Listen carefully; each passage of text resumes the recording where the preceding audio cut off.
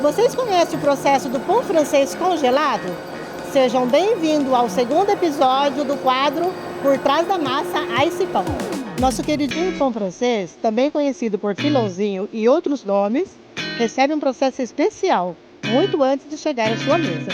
Aqui nós trabalhamos com trigo 4.0, um trigo de altíssima qualidade para entregar a vocês um pão saboroso, crocante e macio.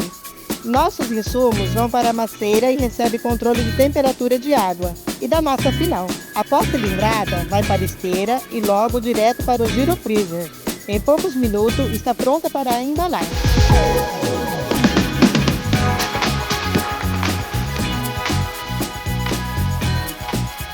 São embaladas totalmente de maneira automatizada. E aí, pessoal, gostaram? Agora vocês já sabem como esse pão gostosinho chega até a sua mesa. Obrigado e até o próximo quadro.